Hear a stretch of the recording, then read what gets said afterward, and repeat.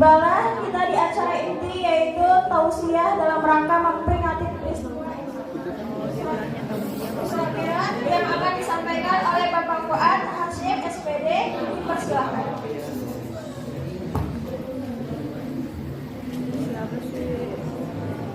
Jangan lempar-lemparan, Bang. Jangan lempar-lemparan itu, Bang. Dari Bang sudah.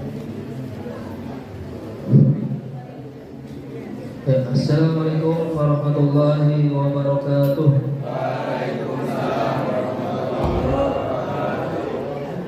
Alhamdulillah, wassalatu wassalamu ala rasulillah wa ala alihi wa sahbihi wa man wala, amma ba'd. Pertama-tama marilah kita panjatkan puji syukur kita kehadirat Allah Subhanahu wa taala yang mana telah memberikan kita kenikmatan, kesehatan jasmani maupun rohani, sehingga kita dapat berkumpul di ruangan yang penuh barokah dalam kegiatan acara memperingati Isra dan Mi'rajnya Nabi kita Muhammad sallallahu alaihi wasallam. Dan mudah-mudahan berkat memperingati Isra dan Mi'rajnya Nabi kita Muhammad sallallahu alaihi wasallam, semua hajat kita dikabulkan oleh Allah Subhanahu wa taala. Amin amin ya rabbal alamin. Yang kedua kalinya tak lupa pula selawat serta salam kita haturkan kepada junjungan kita Nabi besar Muhammad sallallahu alaihi wasallam, yang mana beliau telah membawa umatnya dari zaman kegelapan menuju zaman terang benderang, minal dzulumati ilal nur.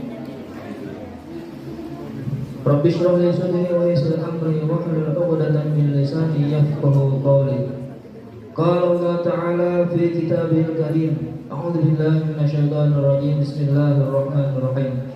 Subhanalladzi asra bi 'abdihi lailan minal masjidil haram ilal masjidil aqsa alladzi barakna hawlahu linuriyahu min ayatina innahu huwas samiul basir.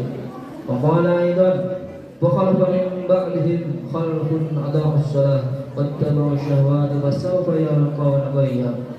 Wa qala an-nabiy sallallahu alaihi wasallam as-salatu imaduddin faman aqamaha faqad aqama ad-din tarakaha faqad hadama ad-din. Sadaqallahul azim. Yang sama-sama kita hormati dan kita muliakan Ibu Kepala Sekolah, Ibu Desi Prasetya Sisa Putri SPD, dan sama-sama yang kita hormati para staf Dewan Guru dan tata usaha dan siswa-siswi SMA 2 PGRI yang sangat berbahagia. Alhamdulillah ya. Dan ini yang merupakan perdana pertama kali Bapak mengisi ceramah Isra dan Mi'raj. Jadi apabila nanti dalam penyampaian Bapak ada yang panggilan yang tidak jelas kan, di sini kita sebenarnya ya. Baik, saya ingin mencoba menyampaikan sepatah dua patah kata sedikit daripada Isra dan Mi'rajnya Nabi kita Muhammad sallallahu alaihi wasallam.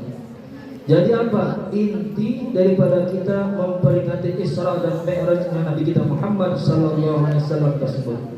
Inti daripada kita melaksanakan Isra dan Mi'rajnya Nabi kita Muhammad sallallahu alaihi wasallam adalah memperingati sholat. Karena apa? Sholat ini merupakan perintah langsung ya dari Rasulullah bertemu dengan zatnya Allah Subhanahu wa taala. Kalau perintah yang lain seperti puasa, zakat, haji itu melewat perantara Jibril alaihissalam. Tapi kalau sholat langsung bertemu dengan zatnya Allah Subhanahu wa taala. Jadi apa yang melatar belakangi terjadinya Isra dan Mi'raj ini ya?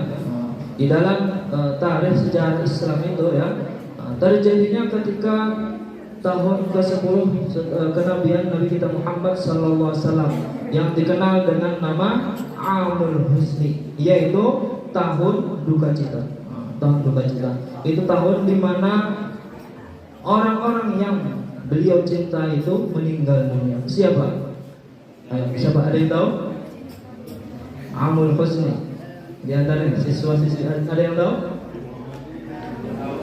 Ayo. Ya, yaitu siapa? Abu Thalib. Abu Thalib ini adalah merupakan pamannya Nabi kita Muhammad sallallahu alaihi wasallam. Dari kecil diasuh, dipelihara oleh paman beliau sampai beliau menjadi seorang nabi dan rasul. Ketika beliau meninggal, ya kan? Ketika beliau meninggal maka terasalah, ya kan? Karena ketika masih hidup orang-orang Quraisy, orang-orang kafir Quraisy itu sangat enggan, ya, tidak berani untuk menyakiti Nabi kita, bahkan ingin membunuh, tidak berani. Karena kenapa sebab? Karena segan kepada Abu Thalib, ya. Kemudian ketika beliau sudah meninggal, maka semakin berani, ya, orang-orang kafir Quraisy tersebut semakin kurang ajar dengan Nabi kita Muhammad sallallahu alaihi wasallam, berani menyakiti beliau, menyiksa beliau, bahkan ada yang ingin membunuh beliau. Kemudian yang kedua siapa? Selain Abu Thalib paman Nabi, siapa yang meninggal yang menyebabkan beliau sangat bersedih? Siapa? Iya, istri beliau yang sangat beliau cintai, yaitu Siti Khadijah.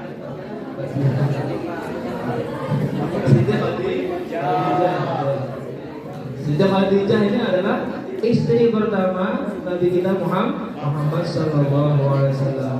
Kenapa beliau sangat terpukul ketika meninggalnya Siti Khadijah?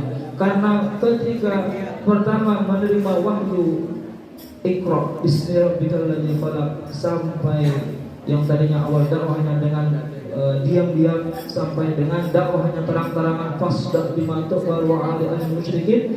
Beliau yang selalu menemani Rasulullah sallallahu alaihi wasallam ketika orang-orang kafir menyakiti beliau, dan bahkan, ya, beliau menghabiskan seluruh hartanya untuk jalannya dakwahnya Nabi Muhammad SAW dalam menyebarkan agama syariat Islam, agama tauhid, qul huwallahu ahad Allahus samad.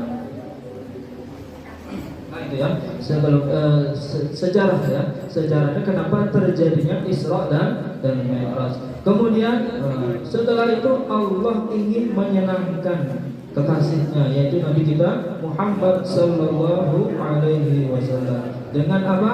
Dengan melakukan Isra dan Mi'raj, sebagaimana yang Allah abadikan dalam Al-Qur'an surah Isra ayat 1 yang dibacakan oleh teman kita tadi, ya, yang sangat luar biasa bacaannya. Mudah-mudahan semuanya dapat berkah, ya kan? Karena di dalam Al-Quran itu dikatakan wa idza quri'al Qur'an fastami'uhu la'allakum turhamun. Apabila dibacakan Quran, dengarkan, ya kan? Dengarkan. Karena insyaallah akan turun rahmat bagi orang yang membaca maupun yang mendengarkan. Nah, kemudian, ya, ketika itu, ya, di dalam kitab Anwarul Dariyah karya Sayyid Muhammad bin Alwi Al-Hasan Al-Maliki dikatakan terjadinya Isra dan Mi'raj itu adalah pada malam Senin 27 Rajab. Ketika itu Rasulullah sedang berbaring di Hijr Ismail dekat Baitullah. Ketika itu Rasulullah sedang beristirahat, ditemani oleh Sayyidina Hamzah dan anaknya Abu Thalib, yaitu Ja'far.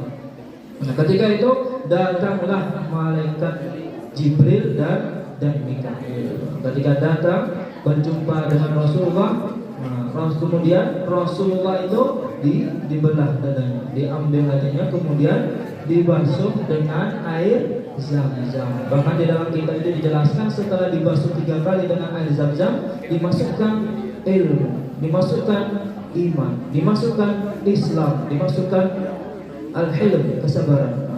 Setelah itu dikembalikan lagi ke dada Rasulullah.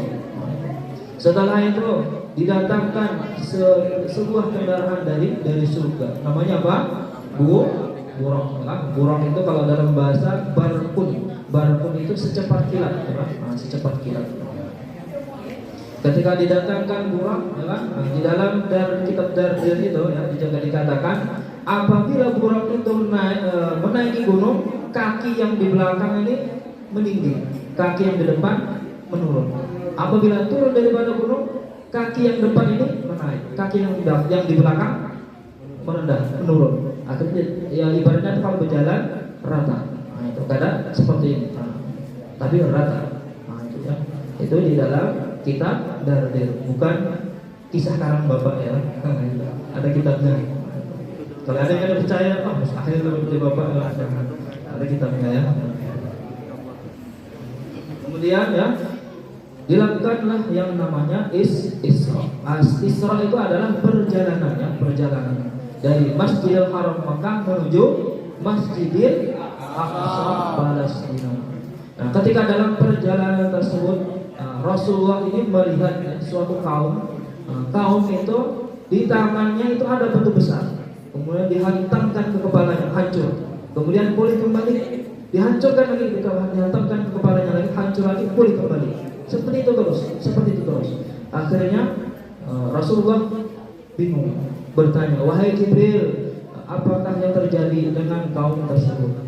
Kata Jibril alaihissalam, "Itu wahai Nabi Muhammad, perumpamaan orang-orang yang ketika hidup di dunia enggan untuk melaksanakan sembahyang, enggan melaksanakan sholat." Sampai sini yang mau kepalanya dihantamkan batu. Nah, siapa?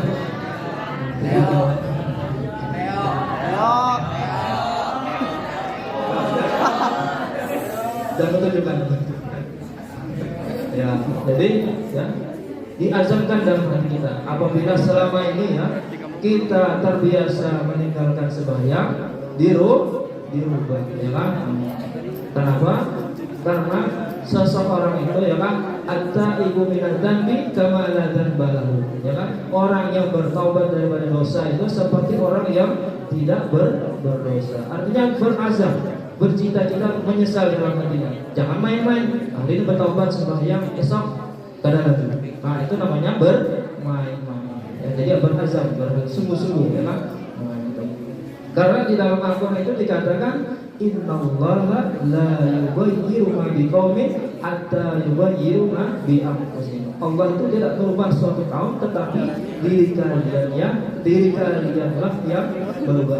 Jadi apabila ingin berubah, maka mulailah dari diri kalian dengan melewati ceramah, ya kan? Dengan melewati pembelajaran agama yang disampaikan oleh Al-Alam Bapak Taufik, ya kan? Pasti ada nasihat-nasihat agama dari beliau, ya. Jadi dipraktekkan, diaplikasikan. Karena dalam mahfuzat itu dikatakan al-ilmu bila amalin kasyajari bila samari. Jadi ilmu tanpa amal itu seperti pohon tanpa buah. Nah, yang perumpamaan seperti itu. Kemudian setelah itu ya sampailah Rasulullah ke Masjidil Aqsa. Nah, disitulah Rasulullah bertemu dengan roh-roh para nabi. Dikatakan di situ Rasulullah menjadi imam para nabi-nabi. Sembahyang tahiyatul masjid. Nah, itu ya. Jadi jangan dikira ya orang-orang yang dekat dengan Allah, roh-roh para nabi, roh-roh para rasul, para wali-waliullah itu meninggal. Pada hakikatnya itu mereka hanya pindah alam saja. La tahsabanna alladziina qutilu fi sabilillahi amwat bal ahya. Akan tetapi mereka hidup. Jangan engkau mengira bahwa orang-orang yang dekat dengan Allah itu meninggal. Pada hakikatnya mereka itu adalah hidup, ya, hidup. Jadi pindah alam saja. Kemudian setelah selesai melaksanakan daripada sholat tahiyatul masjid, ya Pak, Jibril datang kepada Rasulullah dengan membawakan susu dan arak. Nah, diberikan pilihan. Kemudian Rasulullah itu respect menerima, mengambil yang susu. Beruntung engkau ya Rasulullah, engkau mengambil susu. Kenapa? Sebab karena ketika engkau mengambil susu ini, artinya ini adalah fitrah Islam. Tapi Rasulullah itu cuma minum 3 tegukan, karena sesuai dengan sunnah Rasul 3 kali tegukan. Sisanya masih ada. Nah, itulah perumpamaan nanti wahai Muhammad, wahai Nabi Muhammad, umat engkau itu ya yang bahwa kebanyakan masuk ke dalam api neraka. Perumpamaan. Kemudian yang arak tadi, ya. Perumpamaannya apa? Apabila engkau memilih arak, otomatis kebanyakan umat kalian akan banyak bermaksiat kepada Allah. Ini perumpamaannya. Kemudian setelah itu ya kan Rasulullah bersama Jibril melakukan yang namanya Mi'raj. Nah, di sini dalam kitab Kasyifatus Sajar ya halaman 109 dikatakan waqad wurida fil khabari anna Nabiyya sallallahu alaihi wasallam telah diriwayatkan dalam sebuah hadis bahwasanya Rasulullah sallallahu alaihi wasallam Lailatul Isra melakukan Isra ya kan Isra Lailatul Isra. Lamma jawaza sidratal muntaha wusyathu sahabatan min nurin fiha minal alwan. Ketika sampai Rasulullah itu Mi'raj ya, dari Masjid Aqsa Mi'raj bertemu dengan zatnya Allah ke Sidratul Muntaha wusyatu sahabatan, maka Rasulullah itu ditutupi oleh awan-awan min nuri daripada cahaya minal alwan. Awan-awan tadi berwarna-warni. Nah, ya. Ini ada kitabnya, bukan kisah bapak. Itu bukan kisah bapak. Ini ada kitabnya. Yang mengarang ini seorang waliullah ya, Habib Salim Al-Hadrami ya. Kitab ini dari Al-Hadramaut. Karena kita tahu ya, Hadramaut itu kota wali. Kemudian Masya Allah ya, ini suatu kehendak Allah. Fawaqafa Jibril walam yasir ma'ahu. Kemudian Jibril itu terhenti ya kan, walam yasir itu tidak menemani Rasulullah sallallahu alaihi wasallam. Faqala lahu nabiyyu, maka Rasulullah berkata kepada Jibril alaihissalam, la tatrukni asiru munfaridan. Jangan tinggalkan aku dalam perjalanan ini dalam keadaan sendirian, wahai Jibril. Dan begitu kata Rasulullah. Kemudian faqala Jibril, maka Jibril alaihissalam berkata, wa ma minna illa lahu maqamun ma'lum. Ya, di dalam Al-Qur'an ada ya surah As-Saffat ayat 164. Wa ma minna, dan tidaklah bagi kami itu illa lahu maqamun ma'lum. Ada maqam kedudukan maqam tertentu. Ya, jadi Jibril alaihissalam ini tidak sanggup lagi meneruskan menemani Rasulullah karena bukan lagi makomnya. Kemudian dilanjutkan lagi, faqala, maka bersabda Rasulullah, sir ma'i walau khutbatan, temani lagi sekali bersamaku walau khutbatan, walaupun selangkah, kata Rasulullah kepada Jibril. Fasara ma'a khutbatan. Kemudian Jibril alaihissalam, oke ya Jibril ya pasti gitu lah pasti kita ya. Jibril, ayo oke, saya siap, ulun siap menemani engkau ya Rasulullah. Fakada ayyahtariqa minan nuri wal jalali wal hibah. Hampir Jibril alaihissalam terbakar minan nuri daripada cahaya, wal jalali dan keagungan, wal hibah dan kehebatan Allah SWT. Ya, ketika itu ya, jadi Jibril ini tidak mampu lagi melangkahkan selanjutnya. Karena apa? Bukan makam Jibril. Apabila melanjutkan lagi mana-mana Rasulullah, maka Jibril ini akan terbakar ya kan.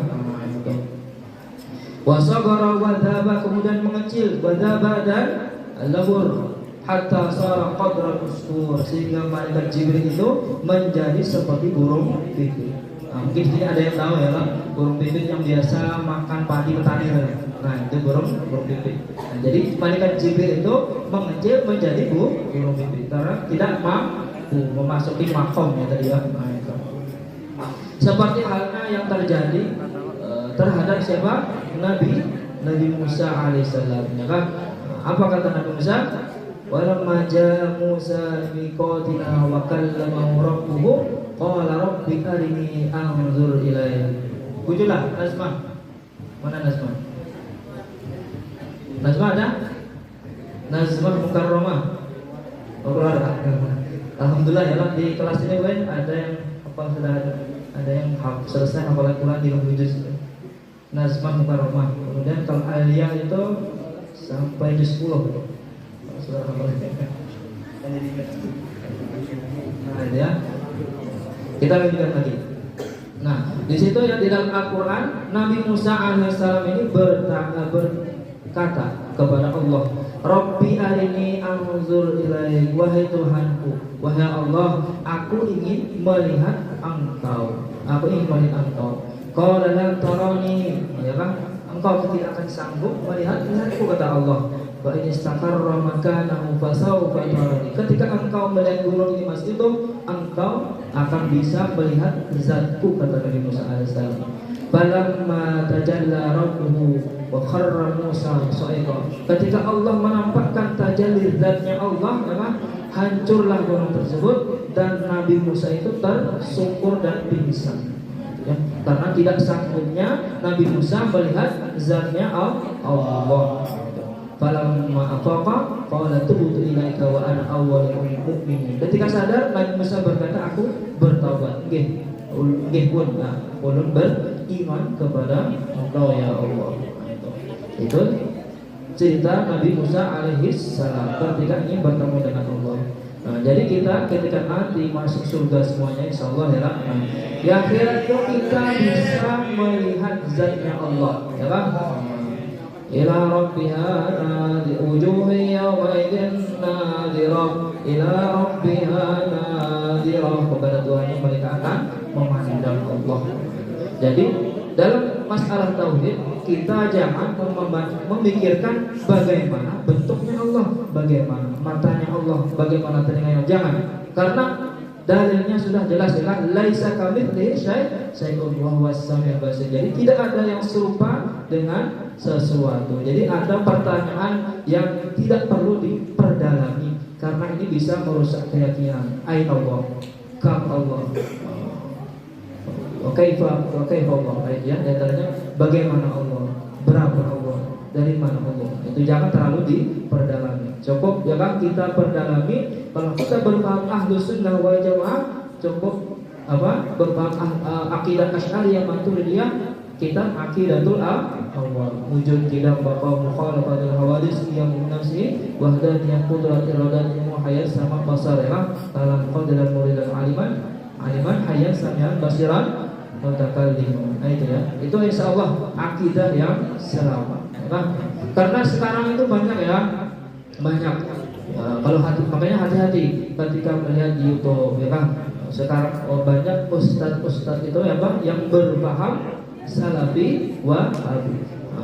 Ustaz-ustaz yang berpaham Salafi Wahabi ini pasti akan menuduh ya kan, menuduh tentang kegiatan-kegiatan kita seperti ini, seperti Isra Mi'raj, Maulid Nabi, tahlilan, Maulid Habsi, itu akan disalahkan oleh mereka. Makanya hati-hati. Kita alhamdulillah ya lah, di Kalimantan ini banyak orang-orang ulama-ulama yang berpaham Ahlus Sunnah wal Jamaah, seperti di Martapura ya kan, Lurus Kumpul. Nah, insyaallah ya kan, beliau seorang wali kutub berpaham Ahlus Sunnah wal Jamaah. Kemudian kita lanjutkan ini. Fa asyara ila nabi, kemudian mengisyaratkan kepada Nabi sallallahu alaihi wasallam bi ay yaslim ala rabbi idza wasala makana kita, dengan mengucapkan salam kepada Tuhannya ketika sampai ke tempat yang ditikau.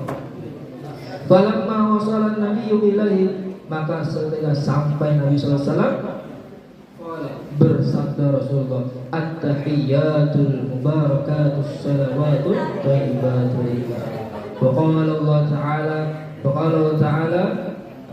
Allah berfirman, assalamu alayka ayyuhan nabiyyu wa rahmatullahi wa barakatuh. Wa habban nabiyya, kemudian Nabi menginginkan ayyakuna al-ibadin salihin, di antara hamba-hambanya yang saleh, nasibun, mendapat bagian min hadzal maqam, daripada ini maqam salam. Faqala, maka berkata Rasulullah, assalamu alayna wa ala ibadillahis sholihin. Faqala jami'u ahli samawati wal ardh, maka berkata seluruh penghuni langit dan bumi, asyhadu an la ilaha illallah wa asyhadu anna muhammadar rasulullah. Nah itu yang sebelumnya daripada cerita Isra dan Mi'raj. Jadi bacaan kita tasyahud awal maupun tasyahud akhir itu adalah sejarah percakapan Rasulullah dengan zatnya Allah. At-tahiyyatul barakatus thayyibatul lillah. Assalamu alayka wa barakatuh. Assalamu alayna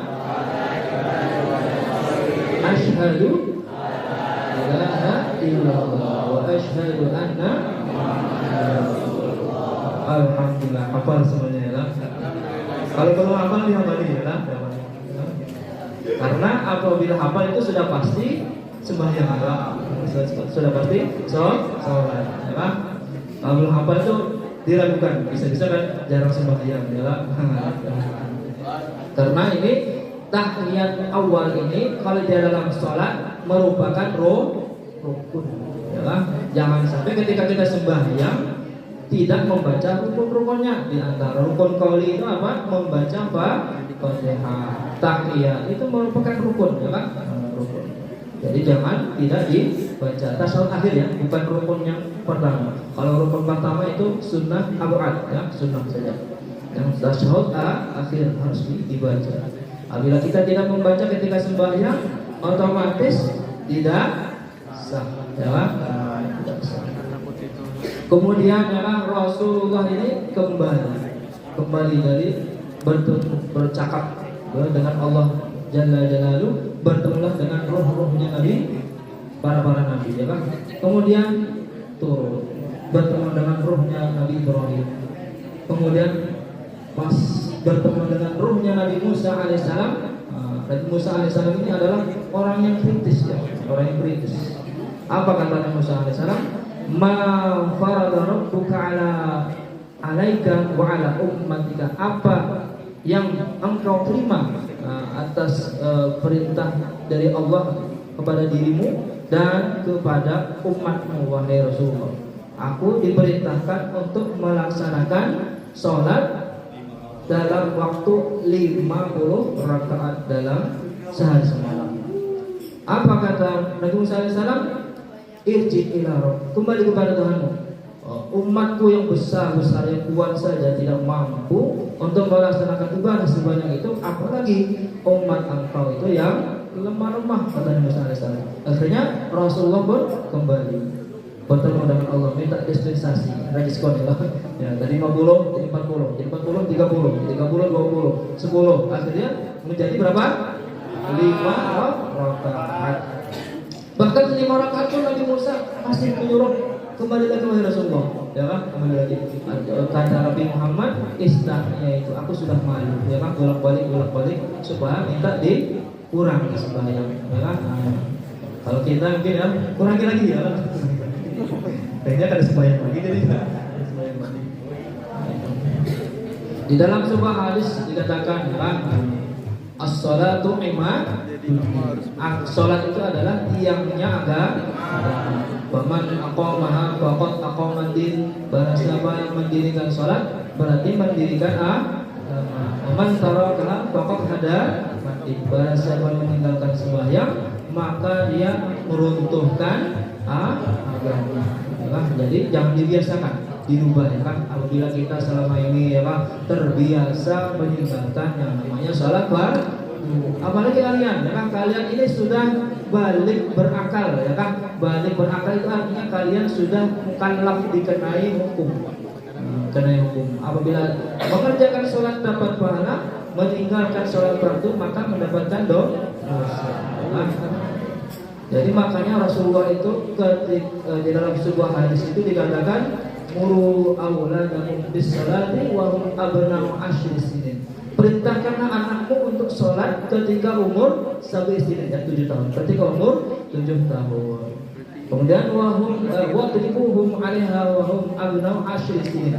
Pukullah ketika umur 10 tahun. Jadi dulu ya cerita kalau bapak masih kecil ya, jadi rumah itu sudah siap frontal.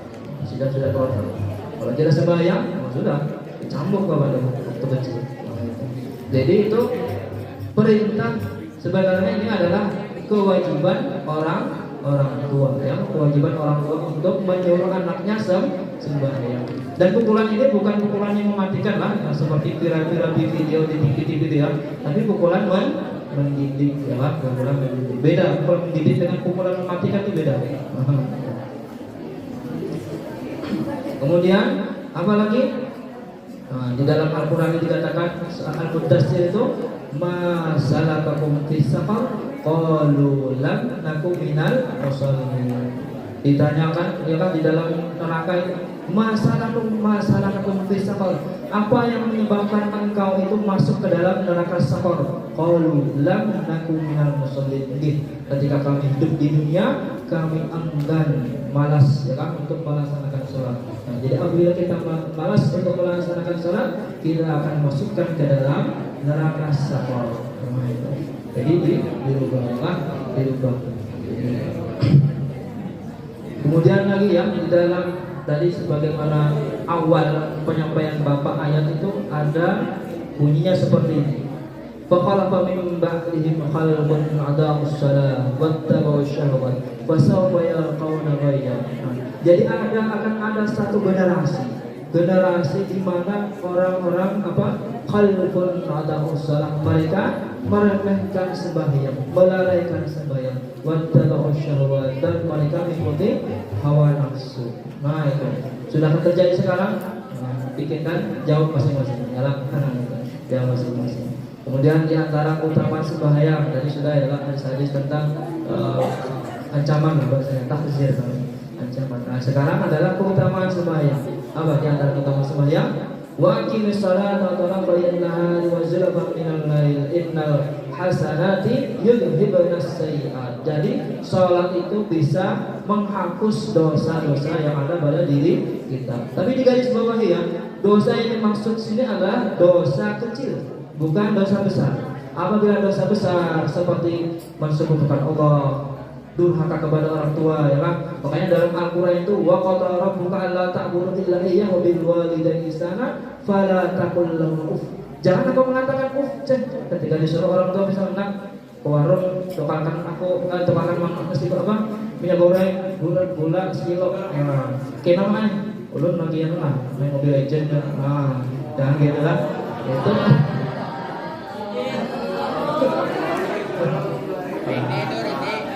dalam tunjukkan jalan. Nah itu ya, itu sudah termasuk durhaka. Kata dalam Al-Quran saja dilarang, apalagi menampar orang tua. Nauzubillah ya kan. Sekarang itu kan banyak ya berita itu viral ya kan. Seorang anak kurang ajar orang tuanya. Ketika pulang dari jalan kemanakah? Dalam keadaan mabuk. Ketika pulang ke rumahnya minta sesuatu tidak dikabulkan, kaki ibunya dibakar. Oh, kurang ajar ya.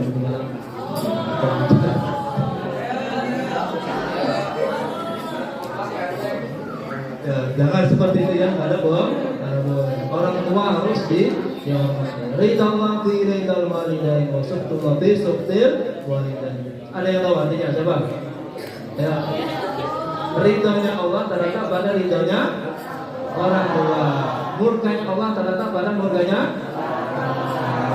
orang tua. Itu ada 3 ya. Orang tua yang melahirkan kita, itu orang tua kandung. Yang kedua siapa? Yang depan. Ini orang tua kalian semuanya, ya kan? Jadi harus dihormati. Yang ketiga nanti setelah kalian menikah, mertua. Nah itu orang tua yang ketiga. Dan itu diantara utamanya ya, menghapus dosa. Mungkin ini saja ya yang dapat Bapak sampaikan. Banyak yang gelisah sudah ini belakang ini. Di sini ada yang hafal salawat asgil.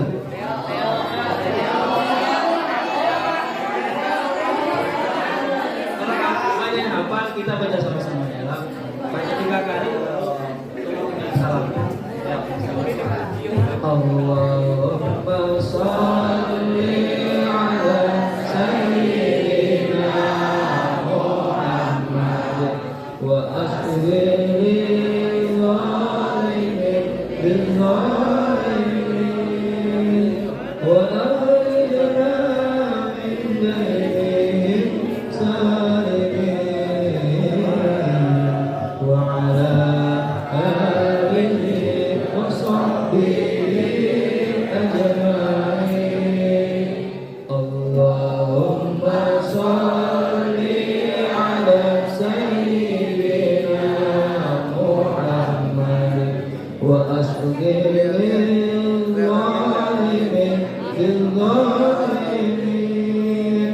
وأخرجنا من بين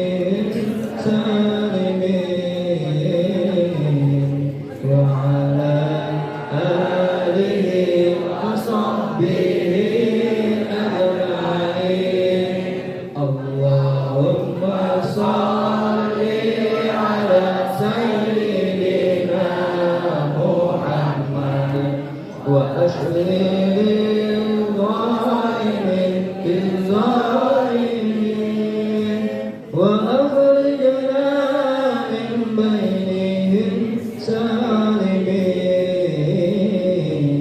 وعلى آله وصحبه أجمعين. Wabillahi taufiq wal hidayah. Assalamualaikum warahmatullahi wabarakatuh.